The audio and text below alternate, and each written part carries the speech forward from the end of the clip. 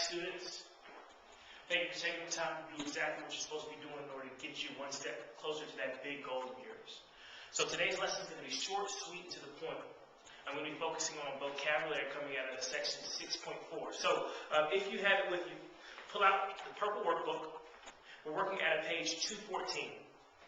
So I'm going to go over the 4 key vocabulary words I need you to have memorized and ready to go once you get back to class on Monday and Tuesday. And then from there, I'm going to show you the short calculation, the easy stuff that I want you to also have ready to go when you come back. So we're going to jump right into it. Our first vocabulary word at the top of page 214 is inscribed angle. So, definition of an inscribed angle is here. An angle formed on the inside of the circle whose vertex is on the circle. So, I'm going to draw this below here. If you're working out of the workbook, draw this figure to the left under the side where it says your notes, to the left of page 214. If you don't have your workbook, that's perfectly fine. Pull out a sheet of paper, make sure you're copying down these definitions and these figures as well. So, this is my circle. Now, an inscribed angle is just an angle that is formed on the inside of the circle. Now, this angle is formed by chords, so they tend to look like V's, like the letter V. So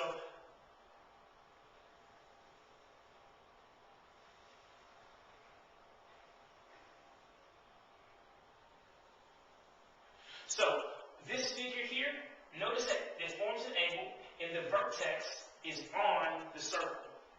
This here, that is your inscribed angle. So,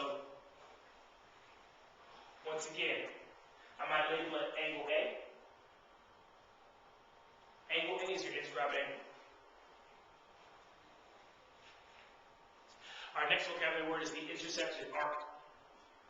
Now, the intersected arc is the arc that lies in the interior of an inscribed angle. So, when you think of the word intersection, what do you think of? Maybe taking something away or running into. I think of the football interception where somebody's throwing the ball to another teammate, and somebody from the other team comes and catches it. So the intersected arc of this inscribed angle, it intersects the circle. It cuts off the circle. This is the intersected arc there. It's the intersected arc. Moving to the third vocabulary word, an inscribed polygon. So now I'm going to go through this definition. That was all one figure to talk about the intersected arc and an inscribed angle.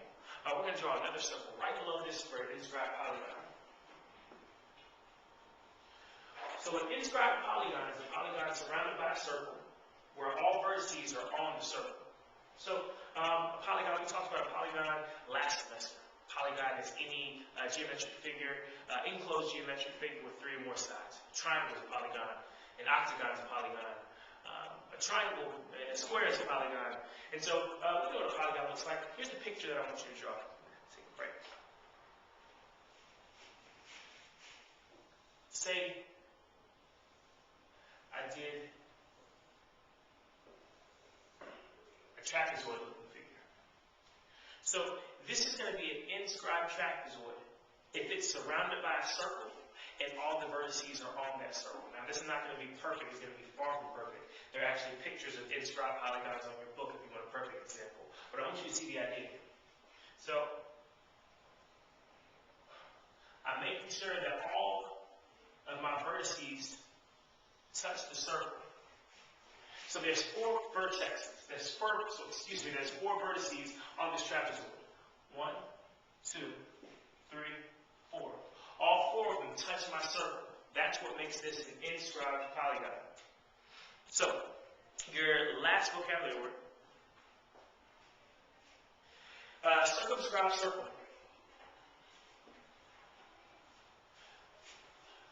The circle that surrounded that trapezoid was our circumscribed circle.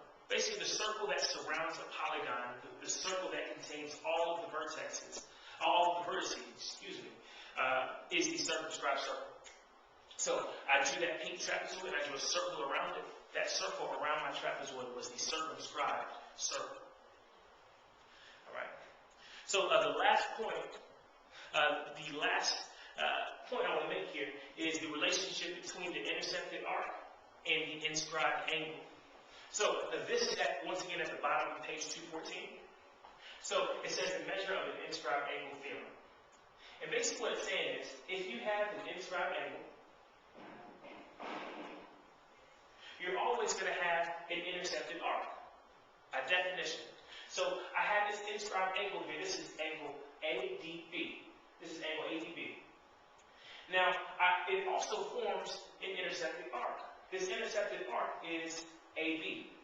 Now, we know angles and arcs both have measures that we measure in degrees. So if you want to find the measure of an inscribed angle, it's just going to be half of the measure of the intersected arc. So the measure of ADB here is just going to be half the measure of the arc AB. Essentially what that's saying is, this arc here has a measure. We talked about arc measures 2 class periods ago. You know, arc can measure 150 degrees, an arc can measure 120 degrees. We know there are how many degrees in the full circle? 360. So whatever this arc measures here, if I want to find this angle, it's going to be half of the measure of my arc. It's going to make much more sense when you see it in context. Let's take a look at it.